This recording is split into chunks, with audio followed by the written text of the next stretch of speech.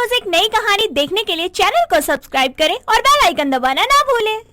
साहसी कॉलेज के कॉरिडोर में एक बेंच पर बैठी पढ़ रही होती है। तभी उसकी एक हॉट सी सीनियर अपने कुछ दोस्तों के साथ वहां आती है और स्टाइलिश से पोज में ऐठते हुए उससे कहीं और जाकर बैठने को कहती है। साहसी भी बिना कुछ कहे वहां से चुपचाप उठकर बाहर धूप में रखे बेंच पर बैठ जाती है। कुछ देर में जब उसके दोस्त निकी और विनीत वहां आते हैं तो उससे कहते हैं, वो यहाँ धूप में क्यों मर रही है? कॉरिडोर में बैठी थी, लेकिन वो अपनी सीनियर है ना, वो जो जरूरत से ज्यादा छोटे कपड़े पहनती है, उसने कहा कहीं और जाकर बैठो। तो महारानी चुपचाप उठकर यहाँ धूप में बैठ गई। हाँ तो कह देती ना कहीं और जाकर पसर, यही बेंच दिख रहा है क्या तेरे को? पागल है क्या? वो मेरी सीनियर है, मेरी हिम्मत नहीं होती उससे फालतू बोलने की। और फिर उसकी पर्सनालिटी भी तो मुझसे कितनी अच्छी है। अबे वो हमारी सीनियर है, सुपीरियर नहीं। जो तू खुद को इंफीरियर समझ के कुछ बोलती ही नहीं है, और तू अपने आप को हर किसी के सामने कम क्यों समझती है? यार तुम लोग भी क्या बोल रहे हो? मैंने तो ऐसा कुछ भी नहीं बोला। रहने दे, तू उसको क्या किसी को कुछ नहीं कह सकती, क्योंकि तुझे तो इंफीरियोरिटी कॉम्प्लेक्स के कीड़े ने काटा है। खैर चल कॉफी पीने चलते हैं, सिर दर्द कर रहा है मेरा। तभी तीनों कॉलेज के एक पास के कैफे में जाकर कॉफी ऑर्डर करते हैं। वेटर कॉफी के साथ कुछ टिश्यू भी देता है। तीनों बातें करते हुए कॉफी पी ही रहे होते हैं, तभी किसी बात पर हंसते हुए साहसी के हाथ और ड्रेस पर कॉफी गिर जाती है। ओ शिट यार, ओए निक्की अपने वाला टिश्यू दियो। मैंने यूज कर लिया, पागल काउंटर से ले आ। मैं नहीं जा रही, विनीत तू ला दे यार। अबे फोन आ रहा है, बात करने दे यार।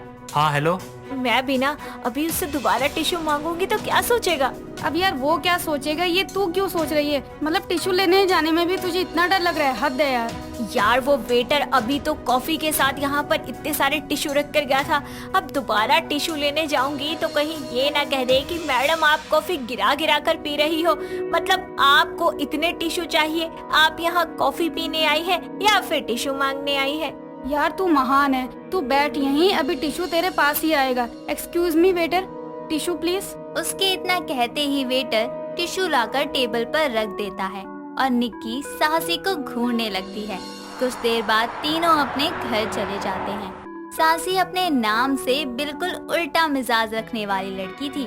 वो हमेशा से खुद को अपने आसपास के लोगों से कम समझा करती और इसके चलते वो किसी से फालतू क्या जरूरत होने पर भी नहीं बोलती थी, जिसे अक्सर लोग इंफीरियोरिटी कॉम्प्लेक्स भी कहते हैं। समय बीतता है, उसकी शादी कनिष्क नाम के एक लड़के से हो जाती है। एक सुबह वो सबके लिए चाय लेकर हॉल में आती है, तभी कनिष्क कहता है, माँ ऑफिस की एनुअल पार्टी है कल, तो शाम को आप दोनों तैयार रहिएगा। अरे बेटा मैं क्या करूँगी तेरी पार्टी में जाकर, तू तो बहू को ही ले जा। नहीं सासू माँ, वहाँ तो कितने सारे लोग होंगे, इनके बॉस, दोस्त, कलीग, मेरा वहाँ क्या काम, मैं नहीं जाऊंगी। अरे बेटा वो बड़े लोग हैं, तू क्या जमीन की कीड़ी है, कैसे बात करती है बहू? पर सासू माँ मैं वहाँ जाकर क्या करूँगी, मुझसे तो किसी अनजान से बात भी नहीं होती। ओह तुम मेरी पत्नी हो और पार्टी में तुम नहीं चलोगी तो लोग मेरे बारे में क्या क्या बातें बनाएंगे, ये भी तो सोचो। हाँ पर वो परवर कुछ नहीं, तू जाएगी मतलब जाएगी। चल मैं तुझे कोई बढ़िया सी साड़ी निकाल कर देती हूँ। इतना कहकर मैताली उसे अपने साथ कमरे में ले जाती है। अगले दिन साहसी बढ़िया सी साड़ी पहनकर कनिष्क के साथ पार्टी में पहुँचती है तो देखती है कि कनिष्क के बाकी सभी कलीग्स की बीवियां वहाँ बहुत ही मॉडर्न ड्रेस में आई होती हैं, जिन्हें देखकर साहसी खुद को छोटा समझते हुए मन में कहती है, यार यहाँ तो सब कितने फैशनेबल ड्रेसेस पहनकर आए हैं और मैं ये चमकीली सी साड़ी लपेट कर आ गई। मुझे तो नजरें उठाने में भी अजीब सा लग रहा है। क्या हुआ, नीचे क्या देख रही हो, कुछ गिर गया है क्या? हाँ, और मेरा कॉन्फिडेंस ऐसा गिरा है कि उठ ही नहीं रहा। क्या कहा तुमने? कारपेट देख रही हूँ, कितना अच्छा बिछाया है ना। ओहो नजरें ऊपर उठाओ और नजारे देखो। मैं नहीं आती ना तो ही अच्छा था, यहाँ लोगों को देखो कितने फैशनेबल है, मैं अकेली साड़ी में अजीब सा फील कर रही हूँ। ऐसा लग रहा है जैसे हंसों के बीच में कबूतरी आ गई हो। अरे यार तुम किसी से कम सुंदर नहीं लग रही, और इस बात का दूसरा पहलू क्यों नहीं देखती कि इन सबके बीच तुमने कुछ अलग, कुछ बेहतर पहना है, इसीलिए खुद को कम मत समझो और बेफिक्र होकर पार्टी एंजॉय करो। अपने पति की बातें सुन साहसी को कुछ अच्छा महसूस होता है। जिसके बाद वो स्माइल के साथ पूरी पार्टी अटेंड करती है। समय बीतता है। एक रोज मिताली की पड़ोसन कम्मो उसके घर आती है। कैसी है मिताली, सब ठीक तो है ना? और क्या, सब कुशल मंगल है। तू बता क्या मांगने आई है? अरे पगली, मांगने नहीं तुझे खबर करने आई हूँ। मोहल्ले में बहुओं की बहस प्रतियोगिता होने जा रही है, तो उसके लिए शाम को मोहल्ले में पार्क में चर्चा होगी। आ जाइए तू भी।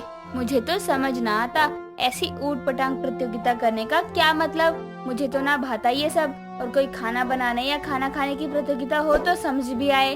अब तेरी बहू इसमें भाग लेने लायक ही नहीं है तो तुझे क्यों भाएगी ये प्रतियोगिता? अरे बहस करना भी एक कला है जो सबके पास नहीं, और तेरी बहू के पास तो बिल्कुल भी नहीं है। ऐसा है, ज्यादा बकवास मत कर। और रही बात मेरी बहू की, तो वो किसी से कम नहीं है। तभी साहसी चाय नाश्ता लेकर हॉल में आती है तो उसे देख कम्मो कहती है, हाँ तो फिर भेज अपनी बहू को बहस प्रतियोगिता में। क्यों बहू, तुझसे हो पाएगा ना? उससे क्या पूछती है, वो भाग लेगी और जीतेगी भी। सासू माँ, क्या बात हो रही है? सही है, जो खुद को कम समझते हैं वो दूसरों से बहस करेंगे। देखते हैं फिर। तभी कम्मो वहाँ से हंसती हुई चली जाती है। मिताली साहसी को मोहल्ले में होने वाली प्रतियोगिता के बारे में बताती है और साथ ही उसे भाग लेने को भी कहती है। ये सुनकर साहसी हैरान होकर कहती है, ना सासू माँ ना, मुझसे ना हो पाएगा। मैं कैसे करूँगी? औरों की बहुओं की तरह चपर चपर करने की आदत नहीं है, ये वही कर सकती है, मैं नहीं। अरे ओ नास पिटी, कब तक खुद को दूसरों से कम मानने का भ्रम पाल कर बैठी रहेगी? अरे आज के जमाने में जहाँ अनपढ़ इंसान भी खुद को पढ़े लिखों से बेहतर समझता है, वहाँ तू है कि पढ़ी लिखी होकर भी दूसरों से खुद को हर मामले में कम समझती है। अरे खुद को कम समझेगी तो लोग तो तुझे कम समझेंगे ही ना। क्या हुआ?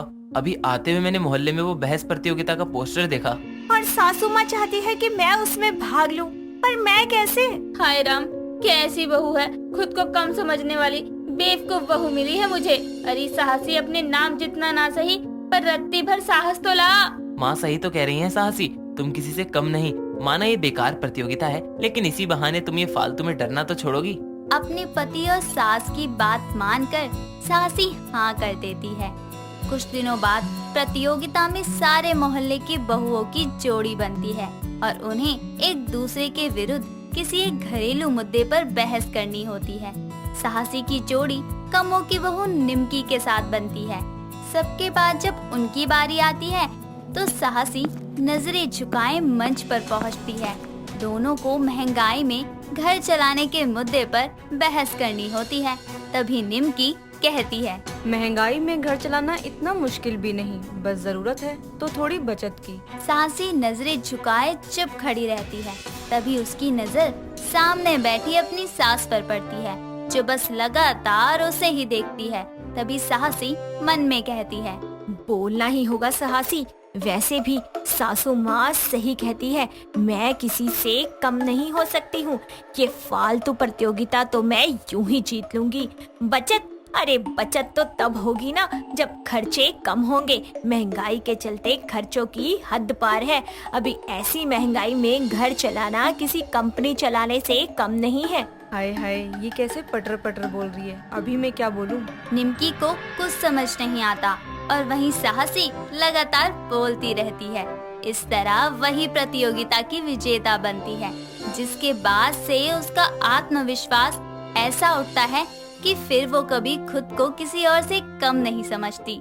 दोस्तों, अगर आपको ये कहानी पसंद आई तो इसे लाइक करें, शेयर करें और कमेंट करके बताएं कि कहानी में आपको सबसे अच्छा क्या लगा।